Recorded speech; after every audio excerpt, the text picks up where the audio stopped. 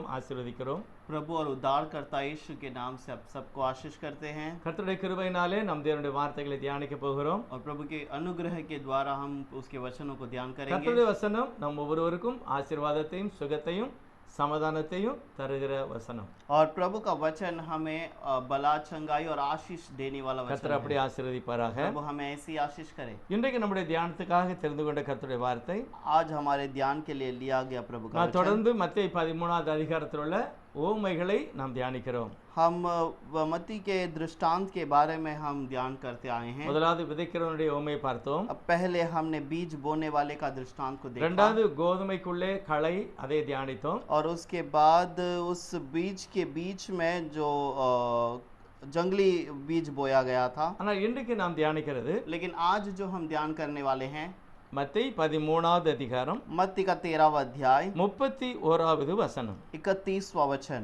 அதையும் 33வது வசனத்தையும் வாசிக்க போகிறோம். और वो और उसके साथ में 33वां वचन को भी हम पढ़ेंगे। நான் வாசிக்கிறேன் 31, 32, 33.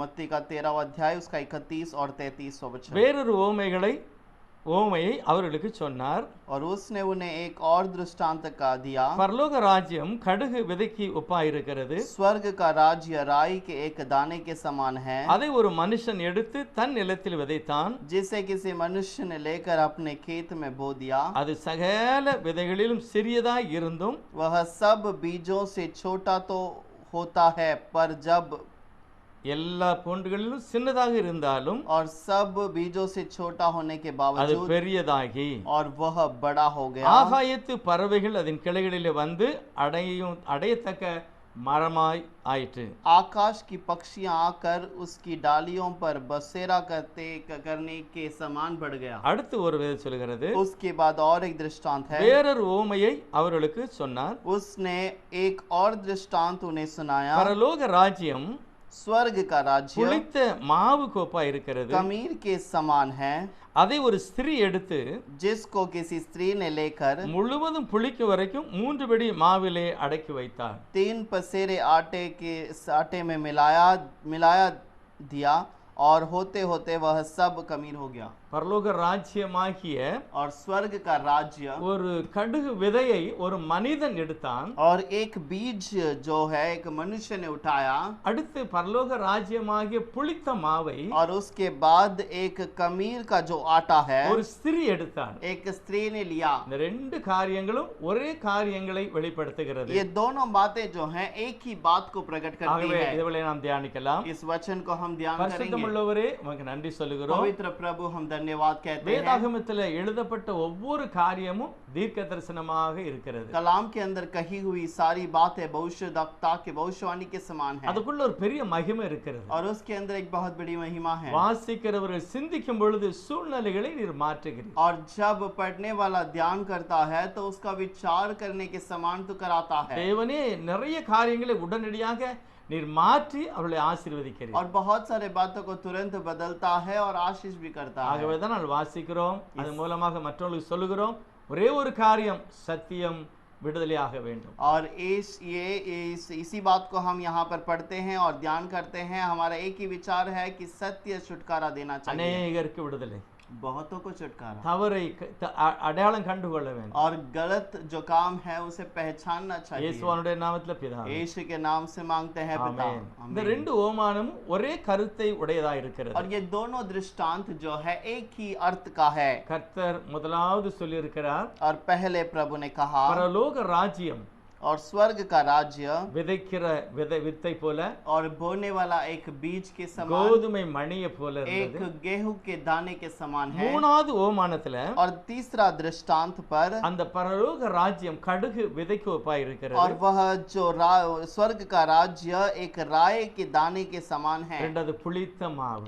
और एक खमीर का आटा। இந்த ரெண்டு ஓமானமே ஒரே கருத்தை வெளிப்படுத்துகிறது. अब ये दोनों दृष्टांत जो है एक ही बात को प्रकट करती है। தவறை புரிந்து திருந்த வேண்டும் என்று கர்த்தர் இவைகளை எழுதி வைத்திருக்கிறார். और प्रभु सोचता है कि इसे पढ़कर लोग अपने आप में सुधार लेकर आए, மாற முடியும், बदल सकते हैं। கர்த்தருடைய வேதம் அப்படிதான் சொல்லுகிறது. प्रभु का वचन ऐसे ही कहता है, எவ்வளவு பொல்லாத ஒரு மனிதனாக இருந்தாலும் कितना भी बुरा व्यक्ति क्यों ना रहे, வசனம் ஏற்றுக்கொள்ளப்படும் பொழுது, விசுவாசிக்கப்படும் பொழுது சூழ்நிலையை கர்த்தர் மாற்றுகிறார். वचन सुनने के समय पर या फिर उस परिस्थिति के अंदर प्रभु सब बदलता है। ஆகவே இந்த வார்த்தையை நாம் வாசிக்கும் போது, தியானிக்கும் போது, ஓ இப்படி இருக்கிறதா, நான் இதை போல இருக்கக்கூடாது, தேவனுடைய விருப்பத்தின்படி இருக்க வேண்டும் என்று நினைப்பதற்காகவே நாங்கள் ஞாபகப்படுத்துகிறோம். अब ये वचन इस कारण लिखा हुआ है कि या कि इस प्रकार की बात है, अच्छा हमें इस प्रकार नहीं रहना चाहिए, हमको अपने आप को सुधारना है,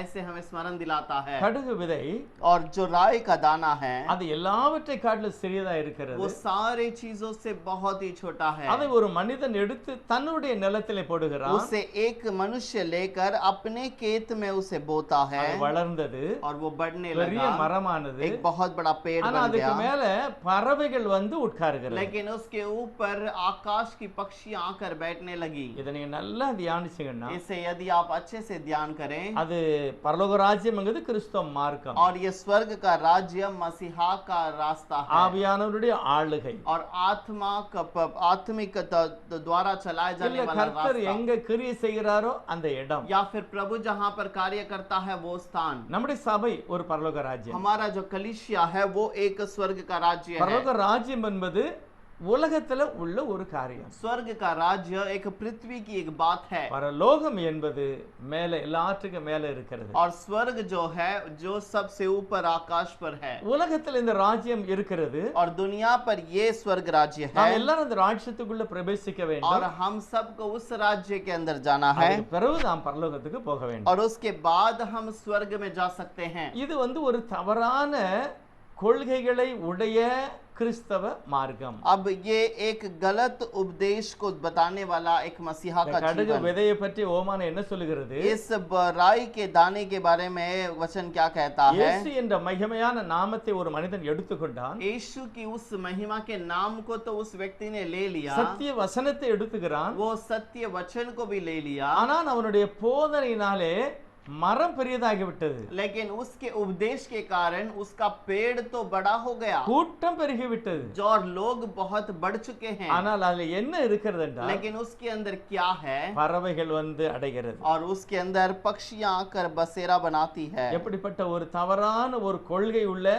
ஒரு சபை இந்த உலகத்துல இருக்கிறது. और दुनिया के अंदर ऐसा एक कलीसिया है जो इस गलत उपदेश के अंदर रहता है। ஆண்டவர் மத்தேயு 16வது அதிகாரத்துல சொல்லுகிறார், मत्ती का 16वां अध्याय में प्रभु कहता है, சதுசேயர் பரிசேயர் என்பவருடைய புளித்த மாவை குறித்து எச்சரிக்கையா இருங்க. सदुकी फरीसियों के नाम से रहने वाला उस कमीर के आटे से तुम बचे रहो। வேதாகம புளிப்பு அப்படினாலே அது வசனத்துக்கு விரோதமானது. और वचन यदि कहता है कि वो कमीर का है, इसका मतलब वो एक बुरा है। நம்ம நினைக்கலாம் பரலோக ராஜ்யம் தானே, அது புளிப்பு தானே, அது பெருகி இருக்கிறது. இல்லை, தவறானது பெருகி இருக்கிறது. और वो हम सोचते हैं कि नहीं ये तो स्वर्ग का राज्य है, बढ़ रहा है, अच्छी बात है, लेकिन यहाँ पर गलत बात बढ़ रही है, தவறான ஒரு கூட்டம். और एक गलत उपदेश या गलत झुंड। ஆதியாகமத்துல முதல் ஆபிரகாம் ஒரு பலிபீடத்தை கட்டி கர்த்தர் பலி செலுத்த சொன்னதுனால செய்கிறார். और उत्पत्ति में पहला एक बलि का स्थान अब्राहम ने बनाया, और उसको प्रभु ने कहा इसलिए बलि का स्थान में बलि चढ़ाया। பைபிள் சொல்லுகிறது, बाइबल कहती है எல்லாவற்றையும் அவர் துண்டாக்கி வைத்தார். और सबको उसने टुकड़े टुकड़े में बांट कर ஆனா रखा, அங்க சில பறவைகளையும் கூட அந்த பலிபீடத்திலே வைத்திருந்தார். और कुछ पक्षियों को भी वहां पर रखा गया ஆனால் था। பைபிள் சொல்லுகிறது, लेकिन कलाम कहता है, கர்த்தர் சொன்னபடி சில காரியங்களை அவர் செய்திருந்தாலும் और प्रभु ने कहा उसके अनुसार कुछ कार्य किए அந்த जाने पर பலிபீடத்துக்கு மேல தேவனுடைய அக்கினி வரவில்லை. भी उस बलि के स्थान पर प्रभु की अग्नि नहीं आई। அக்கினி தான் வரணும். अग्नि ही आना அப்பதான் चाहिए, நமக்கு தெரியும் கர்த்தருடைய பலியை ஏற்றுக்கொண்டார். और तब ही हम जान सकते हैं कि प्रभु ने मेरे बलि को स्वीकार किया। ஆனா அதுல என்ன வந்து இறங்கினது? लेकिन उस पर क्या आखिर उतर गया? ஆதியாகமம் 14 பார்த்தா தெரியும், பறவைகள் வந்து அந்த அந்த பலிக்கு மேல இறங்கினது. उत्पत्ति में अगर पढ़ते हैं तो वहां पर लिखा है कि पक्षियां, आकाश की पक्षियां आकर उसे அது ஒரு खाने आती பெரிய है। ரகசியம். वो एक बहुत बड़ा गुप्त बात ஆண்டவர் है। உடனே நடக்க போகிற ஒரு காரியத்தை ஆபிரகாமுக்கு சொல்லுகிறார். तुरंत प्रभु ने अब्राहम को होने वाली एक बात के बारे में बता இதனுடைய दिया ரகசியம் மறைவாகவே இருக்கிறது. और इसका गुप्त जो बात है वो बहुत ही उसे गुप्त में ही रखा गया ஏன் ஆண்டவரே இதுக்கு மேல அக்னி இறங்கவில்லை, பறவை இறங்கிச்சு? और किस कारण प्रभु वहां पर अग्नि नहीं उतरा, पक्षी उतरा? ஆண்டவர் அதற்கு விளக்கம் சொல்லல. और प्रभु ने उसका कोई अर्थ न बताया। ஆண்டவர் சொல்லுகிறார், प्रभु ने कहा, அவனை பார்க்கிறாரு, उसे देखता है அவர் மாலை நேரத்தில் அவருடைய கண் சொருகி தூக்க வரக்கூடிய அளவுக்கு ஆபிரகாம் और இருக்கிறார். अब्राहम करीब नींद आने के समान उसके आंखों में झपकी आने लगी பலியை கர்த்தர் ஏற்றுக்கொள்ளவில்லை. और उस बलि को प्रभु ने नहीं स्वीकारा। ஆண்டவர் சொல்லுகிறார், प्रभु ने कहा, ஆபிரகாமே, हे अब्राहम, உன்னுடைய சந்ததி तेरा संतान 400 வருஷம் அடிமைகளாய் இருப்பார்கள். 400 वर्ष तक गुलामी में रहेंगे। ஏன், எதற்காக இந்த அடிமைத்தனம்? किसी लिए क्या कारण है कि ये गुलामी पर? என்ன தப்பு நடந்தது? क्या गलत हो गया இல்ல யார் மூலமாக இது நடக்க போகிறது? या किसके कारण ये होने वाला है? இதெல்லாம் அவர் சொல்லல. इस सब को किसी ने नहीं நடக்க बताया। போகிறதை கர்த்தர் முன்னதாக நடக்கி காண்பித்தார். होने वाली बात को प्रभु ने पहले से बता दिया। பறவைகள் அது தேவனுக்கு விரோதமான ஒரு காரியத்தை வெளிப்படுகிறது. और पक्षी जो है प्रभु के आगमन के आने वाली पहले से बात को बताता है। அக்னி வரவில்லை, பறவைகள் வந்தது. अग्नि नहीं आया बल्कि पक्षियां आकर அதே से खाने போல लगी। इसी प्रकार இந்த கடுகு விதையாகிய சபைக்குள்ளே और ये जो राय के दाने का कलीसिया के बीच में ஆண்டவருடைய ஆட்டுக்குட்டி வரல, அது பறவைகள் வந்து இறங்குகிறது. और वहां पर प्रभु जो वहां पर प्रभु का मेमना नहीं आया बल्कि आकाश की पक्षी आने பறவைகள் लगी வந்து உட்காருது. और पक्षी आकर बैठने அடுத்து लगी। பாருங்க, புளித்த மாவு, இது ஒரே மாதிரி தான் போகிறது. और उसके बाद ये भी कमीर का जो आटा है वो भी एक ही समान இது चलता ஒரு है। ஸ்திரீ, ஒரு சபை அந்த புளித்ததை கொண்டு அந்த 3 படி மாவுக்குள்ளே அடக்கி வைத்தார். और ये जो कलीसिया है, ये जो स्त्री है, वो उस 3 पसेरे आटे को लेकर उसके साथ में मिला அந்த दिया। 2 சபைகளுமே தவறானதை பெருக பண்ணினது. अब ये दोनों कलीसिया गलत बात को बढ़ाने लगा। எப்படி இது தவறானது உள்ள வருகிறது? ये कैसे गलत उपदेश अंदर आ गया है? சபையினுடைய சரித்திரத்தை நம்ம வாசித்தால் நமக்கு நிறைய காரியம் புரியும். कलीसिया के इतिहास को यदि आप पढ़ें तो उसके अंदर बहुत सारे बातें पता चलता அப்போஸ்தலர் है। 2வது அதிகாரத்தில் சபை அஸ்திபாரப்பட்டது. प्रेरितों के दूसरे अध्याय पर कलीसिया का नींव डाला गया। அது கண்டினியூ அப்படியே வருதா? क्या वो वैसे ही आरंभ से आ रहा இல்ல, है? அப்படி வரல. वैसा नहीं हुआ। பல இக்கட்டையும் துன்பத்தையும் அனுபவித்தது சபை. और कलीसिया के बीच में बहुत तकलीफ और बहुत सारे दबाव रहे பரிசுத்தவான் நெருக்கப்பட்டார்கள். और पवित्र लोग दबाए गए பரிசுத்தவான் இறந்த பிறகு और पवित्र लोग मर जाने के நம்ம बाद எல்லாருக்கும் தெரியும், தவறான போதனை, தவறான கொள்கை சபைக்குள்ளே வந்தது. और बहुत लोगों को पता है कि गलत उपदेश, गलत प्रचार कलीसिया के बीच में आ गई। தெய்வ பிரசன்னம் எப்போ இல்லையோ அப்ப தவறு வருகிறது. और जब प्रभु की प्रशंसा नहीं रहा कलीसिया के अंदर, तब गलत काम आने लगा। மல்கியா தீர்க்கதரிசியின் புத்தகத்துல मलाकी भविष्यद्वक्ता की கர்த்தர் किताब के अंदर பேசுகிறதை நிறுத்தினார். और प्रभु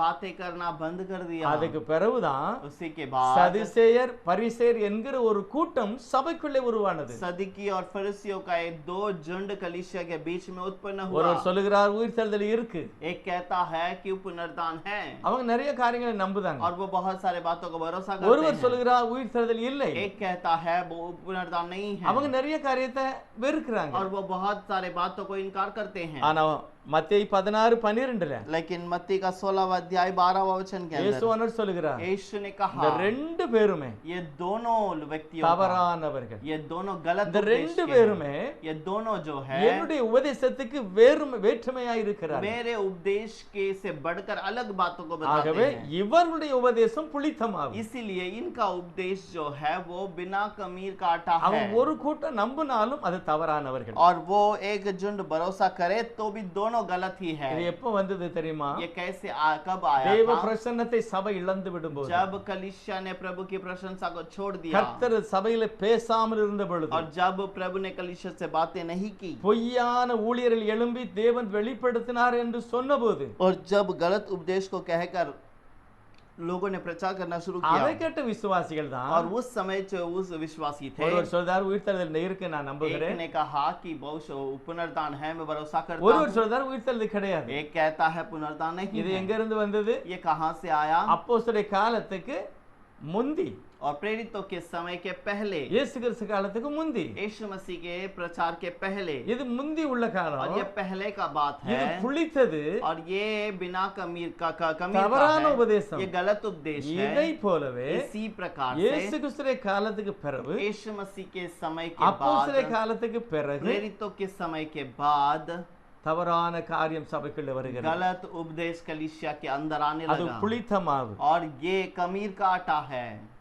ரோமர் 11வது அதிகாரம் 16வது வசனம் சொல்லுகிறது, रोमियो का 16वां अध्याय उसका 16 वचन में लिखा है, அதாவது முதற் பிசைந்த மாவு और जो पहला जो आटा गूंदा गया பரிசுத்தமா இருந்தால் वो यदि पवित्र हो முழுசும் பரிசுத்தமா தான் இருக்கும். पूर्ण जो है पवित्र ही होगा। அது என்ன குறிக்கிறது? वो किसे बताता है? தேவனுடைய வார்த்தை சத்தியமாய் பேசப்பட்டால் சபை முழுவதும் சத்தியமா தான் இருக்கும். और वो किसके बारे में बताता है? प्रभु का वचन कलीसिया में सही उपदेश किया जाता तो वो पवित्र ही रहेगा। அப்படி இல்லைன்னா नहीं तो சபையில் உள்ள உபதேசம் தவறா இருந்தால் कलीसिया का उपदेश यदि गलत हो வசனத்தை கேட்கிறவர்களும் பேசுகிறவர்களும் தவறாகவே இருப்பார்கள். वचन को सुनने वाले और वचन का ध्यान करने वाले भी गलत 1 रहेंगे। கொரிந்தியர் पहला कुरिन्थियों 5வது அதிகாரம் 5वां अध्याय 6வது 7வது வசனம் சொல்லுகிறது, 6 और 7 वचन में कहता है, உங்களுக்குள்ளே தவறான பாவம் செய்கிறவர்கள் और இருக்கிறார்கள். तुम्हारे बीच में गलत काम करने वाले लोग பவுல் हैं। சொல்லுகிறார், पौलुस कहता है, இவர்கள் புளித்த மாவுக்கு அடையாளமானவர்கள். और ये मनुष्य कमीर के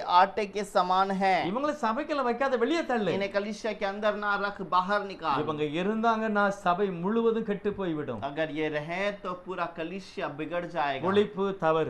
और जो कबीर जो है वो गलत है। யாத்திராம் 12வது அதிகாரத்துல और निर्गमन के किताब के अंदर ये 12वां अध्याय பொழுது पर, பஸ்கா பண்டிகை என்ற முதல் பண்டிகை கர்த்தர் செய்ய சொன்னாரோ, और जब बस्का का पहला त्योहार प्रभु ने मनाने के लिए கர்த்தர் कहा, மோசே பார்த்து சொல்கிறார், तब प्रभु ने मूसा से कहा 7 நாள் வரைக்கும் ஒருவர் வீட்டுல கூட புளித்த மாவு இருக்க கூடாது. 7 दिन तक किसी के घर पर कमीर का आटा नहीं रहना பஸ்கா चाहिए। பண்டிகையிலையும் और बस्का के उस त्योहार पर भी அங்க புளிப்பு இருக்க கூடாது. वहां पर कमीर नहीं होनी அதே போல चाहिए। தான் புதிய ஏற்பாடுல ராபோஜனத்துல உள்ள அப்பமும் புளிப்பு இருக்க கூடாது. और इसलिए प्रभु भोजन का जो रोटी है उसके अंदर भी कमीर नहीं होनी புளிப்பு चाहिए। தவறானது. और कमीर गलत बात ஒரு है। ஸ்திரீ தவறானதை போதித்து முழு சபையும் புளிக்க வைத்து விட்டாள். और एक स्त्री ने गलत उपदेश को कहकर सारे लोगों को गलत उपदेश के ஒரு अंदर ले மனிதன் गई। பரலோக ராஜ்யமாக விதையை எடுத்து இயேசுவின் நாமத்தை எடுத்து பூரா பறவைகளை வந்து உட்கார வைத்திருக்கிறான். और एक मनुष्य यीशु के नाम के उस उपदेश को लेकर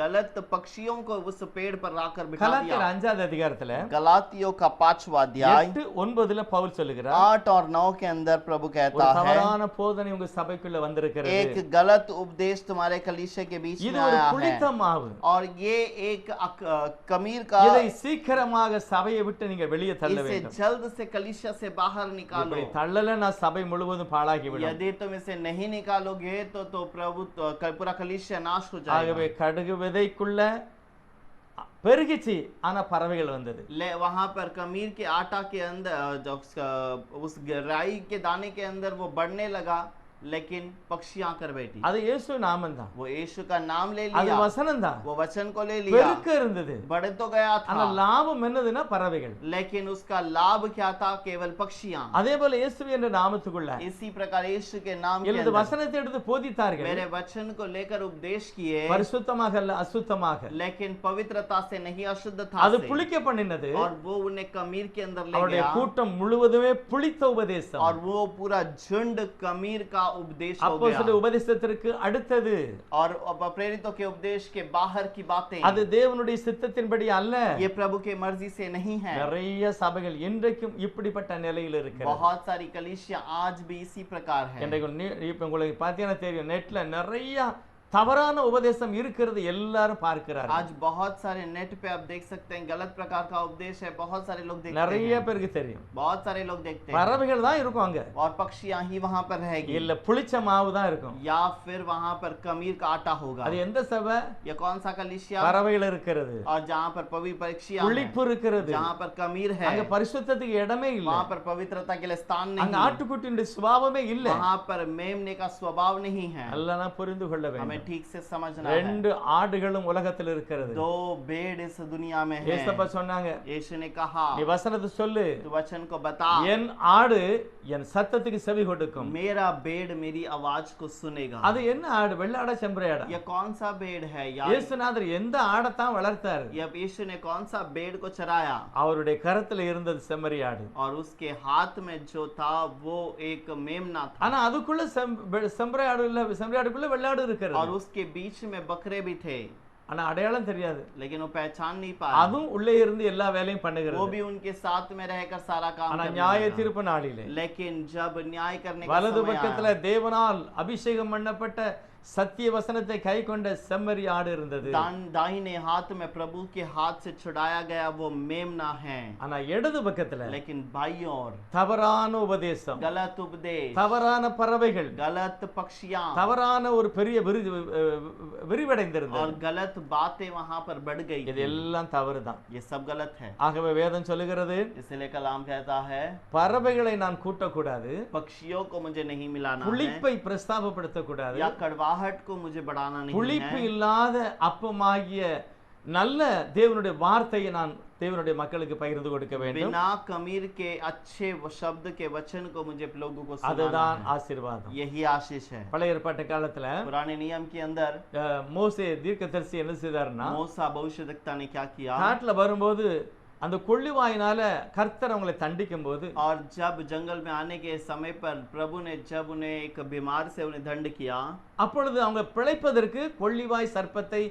ஆண்டவரே சொன்னாரு, அதை நீ செய்து வையப்பான்னு சொல்லி மோசேக்கு சொன்னார். और तब प्रभु ने कहा कि तू वो सर्प को वहां पर बनाकर उसका निशान बनाकर ஆனா रखना। கர்த்தர் தான் சொன்னாரு, प्रभु ने ही उसे कहा, அவர் தான் செய்ய சொன்னாரு, प्रभु ने ही उसे बनाकर रखने தீர்க்கதரிசி के लिए कहा, செய்தாரு. और भविष्यद्वक्ताओं ने அது किया, டெம்பரவரியாக வனாந்தரத்துல கொடுக்கப்பட்டது. और वो थोड़े समय के लिए जंगल में दिया गया। ஆனால் எசேக்கியா ராஜா காலம் வரைக்கும் लेकिन हेजेकिया राजा के समय तक அந்த வெங்கல சர்ப்பத்துக்கு தூபம் காட்டினார்கள். और उस सांप के उस चिन्ह को उन्होंने धूप दिखाया।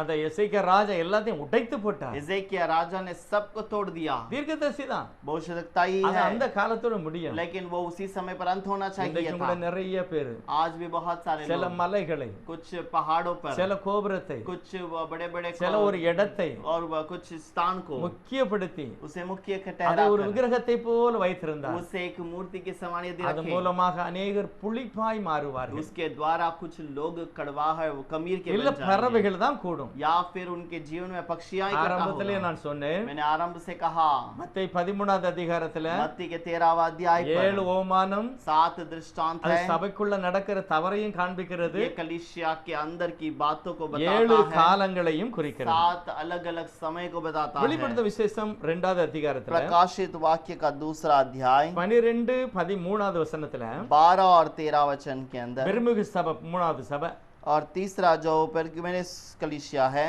அது எழுதியிருக்கிறது சாத்தானுடைய சிங்காசனத்துக்கு பக்கத்துல தான் நீயே உட்கார்ந்து இருக்கிறங்க. और वहां पर कहता है कि तू शैतान के सिंहासन के पास अपना सिंहासन बिठाया है, அதனாலதான் உன்னுடைய சபைக்குள்ள और इसीलिए तेरे कलीसिया के अंदर விக்கிரகத்துக்கு படைக்கப்பட்டது சாப்பிட்டாலும் ஒண்ணு இல்ல அப்படி என்று போதிக்கிற உபதேசம் இருக்கிறது. और वहां पर मूर्तियों के सामने रखी हुई चीज को खाएंगे तो भी कुछ नहीं, ऐसा करके लिखा भी है। நிக்கோலாய் மதஸ்தரின் கொள்கை அந்த சபைக்குள்ள இருந்தது. और निकोला के लोगों का वो उपदेश वहां पर था।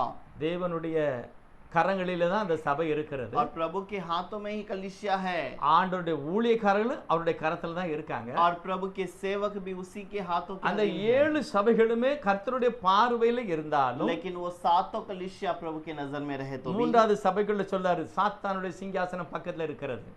तीसरी कलीसिया में कहता है कि शैतान का सिंहासन वहां पर है, விக்கிரகத்தோடு ஒத்து போகிறீர்கள், और तुम मूर्तियों के साथ जुड़ जाते हो। தவறான போதனை செய்த பாலாக்கு நிக்கோலாய் மதஸ்தரின் கொள்கை எல்லாம் ஒரு சபைக்குள்ள இருக்கிறது. और वो बुरे उपदेश करने वाले बालाक और जो निकोल के जो उपदेश है वो सब तेरे कलीसिया में है।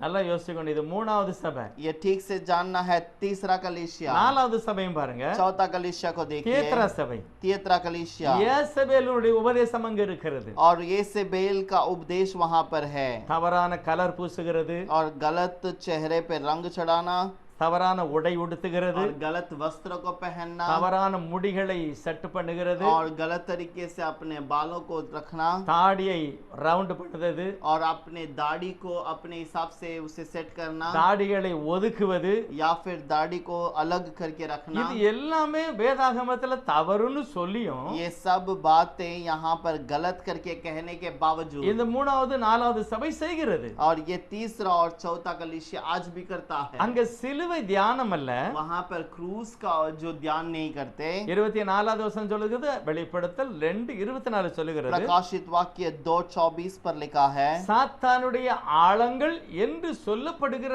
ஒரு தவறான உபதேசத்தை வருஷ கணக்காக தியானிக்கிறார்கள். और शैतान का गहराई करके इन बातों को प्रचार करने के लिए हर साल वहां पर प्रचार किया जाता है। எதை தியானிக்காங்க தெரியுமா? क्या ध्यान करते हैं? சிலுவையின் தியானம் அல்ல, उस क्रूस का ध्यान नहीं, சாத்தானுடைய ஆழங்கள் என்று சொல்லப்படுகிறதை தியானிக்கிறார்கள். शैतान की गहराई ऐसे बताने वाला एक वचन के बारे में ध्यान करते யோசித்து हैं। பாருங்க, विचार करके இது देखिए, எங்க நடக்கிறது? ये कहां पर हो रहा சபைக்குள்ளே है? நடக்கிறது. कलीसिया के अंदर हो கர்த்தர் रहा முதலே है। சொல்லியிருக்கிறார், प्रभु ने पहले से कह दिया, பறவைகளை கூட்டுகிற ஒரு சபை, और वो पक्षियों को इकट्ठा करने वाला சத்தியத்தை कलीसिया, தவறாக புளித்த மாவை போதிக்கிற ஒரு சபை.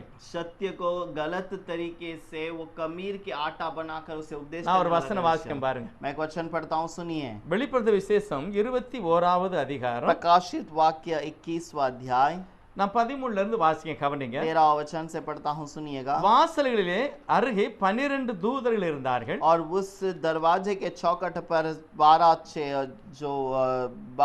स्वर्गदूत थे। அந்த வாசல் பக்கத்துல இஸ்ரவேலுடைய சந்ததியின 12 கோத்திரங்களுடைய நாமங்கள் இருக்கிறது. और उन फाटकों पर इजरायलियों के 12 गोत्र के नाम लिखे हैं। அடுத்து ஒரு முக்கியமான வசனம், और एक मुख्य वचन है 14வது வசனம். 14 वचन, அந்த இது பரலோகத்தை பற்றி சொல்கிறது. ये स्वर्ग के बारे में कहता அந்த है। மகிமையான ராஜாவுடைய நகரத்தை பற்றி சொல்கிறது. और वो भयंकर प्रभु के राज्य के स्वर्ग के बारे में कहता है। 14வது வசனம், 14 वचन, அந்த பரிசுத்த நகரத்தின் மதிலுக்கு, और उस नगर की शहरपनाह के लिए, பூலோகத்துல இல்ல பரலோகத்துல, और ये स्वर्ग का बात है, पृथ्वी का नहीं, அங்க 12 அஸ்திவார கல்கள் இருந்தன.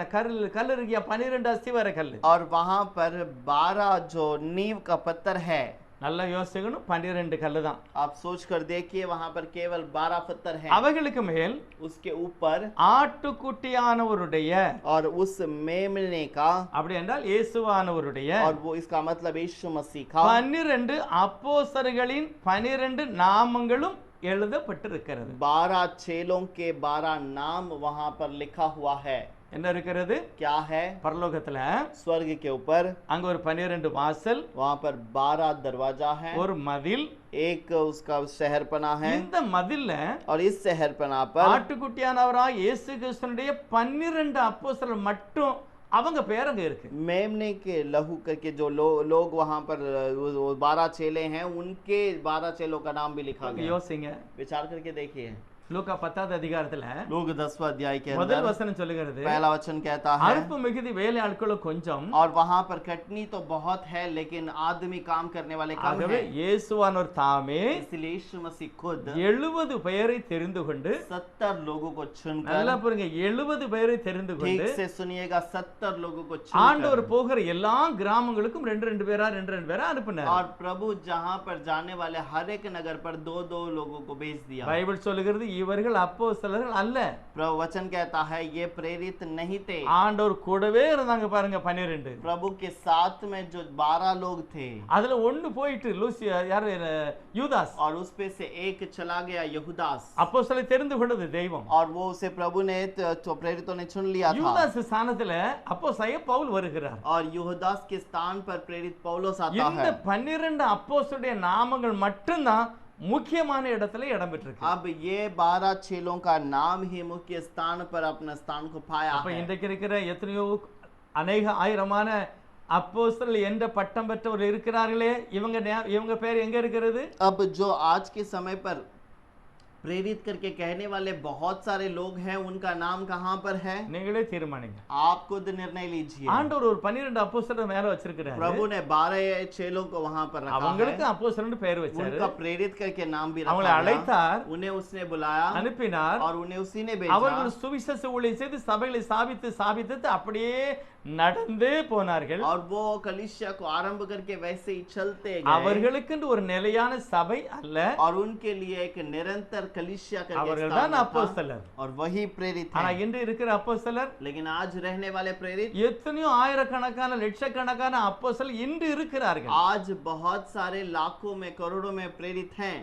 இவங்க சிங்காசனம் எங்க இருக்கு? इनका सिंहासन क्या है? மத்தேயு வெளிப்படுத்தல் 4வது அதிகாரத்துல प्रकाशित 4 अध्याय के अंदर ஆண்டவர் பரலோகத்துல இருக்கிற சிங்காசனம் இருந்தது. और स्वर्ग में बैठने का सिंहासन அதை है சுற்றி 24 மூப்பர்கள் இருக்கிறார்கள்.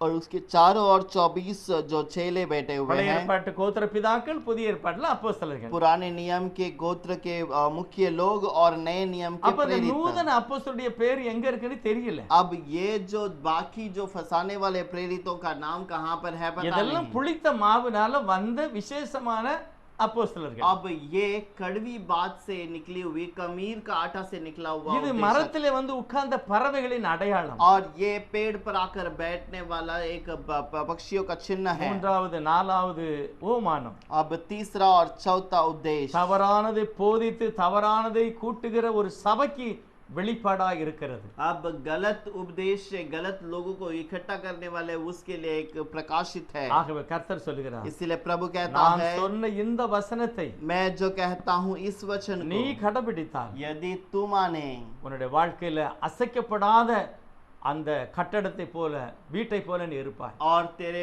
जीवन पे हिलाया न जाए उस प्रकार का एक भवन पर तू बैठेगा। ரெண்டு வீடு, ஒன்னு அசைந்தது அழிந்தது, और एक दो घर है, एक हिल गया और नाश हो गया, ஆனா ஒரு வீடு அசையவே இல்லை, நின்றது. लेकिन दूसरा घर ना हिला वो स्थिर அதுதான் खड़ा रहा। ஆண்டவராகிய இயேசுவானவர் சொன்ன வசனத்தின் அடிப்படையிலே வாழ்ந்தவர்கள், ஊழியம் செய்தவர்கள், சபை கட்டினவர்கள். और यही प्रभु यीशु के वचन के अनुसार चलने वाले, जीवन बिताने वाले, सेवकाई करने அது वाले। கற்பாரையா இயேசுவுக்கு மேல நின்றது. और वो उस चट्टान यीशु के ऊपर था। அவருடைய உபதேசம், उसका उपदेश, அவருடைய ஞானஸ்நானம், उसका बपतिस्मा அவருடைய கட்டளை और उसकी आज्ञा, எல்லாமே அப்போஸ்தலருடைய உபதேசத்தின் अடிப்படையிலே இருந்தது. और ये सारा उपदेश प्रेरितों के उस वचन के साथ जुड़ा हुआ था। இது புளித்த மாவல்ல, कि ये कमीर का उपदेश नहीं இது है, பரிசுத்தமான ஒரு மாவு. ये एक पवित्र उपदेश है। இது பறவைகள் அல்ல, और ये पक्षी नहीं, மீன்கள், और ये मछलियां அது हैं, ஆட்டுக்குட்டிகள். और ये मेमना है। கர்த்தர் கவனிக்கிறார். प्रभु ध्यान देता है। தேவனுடைய சபைக்குள்ளே பறவைகள் அல்ல, और प्रभु के भवन के अंदर पक्षियां नहीं, ஓநாய்கள் அல்ல, और ना ही कोई भेड़िया, ஆட்டுக்குட்டிகள். केवल मेमना நாம் होगा। ஆட்டுக்குட்டியாக இருப்போம். हम उसके मेमने बनकर रहेंगे। புளிப்பில்லாத அப்பமாகிய இயேசுவையே நாம் சார்ந்திருப்போம். और अखमीर के उस रोटी के यीशु के समान हम बदलेंगे। கர்த்தருடைய கிருபை நம்மளை அப்படியே ஏந்தட்டும். प्रभु का अनुग्रह में ऐसे ही இந்த चला है। வேத வார்த்தை முழுவதுமே புளிப்பில்லாத அப்பம். ये पूरा वचन जो है कलाम प्रभु का वचन ये बिना कमीर का है। ஒவ்வொரு நாளும் அது புதியதை தருகிறது. और हर एक दिन वो नए चीज को அது देता है। அப்பம்.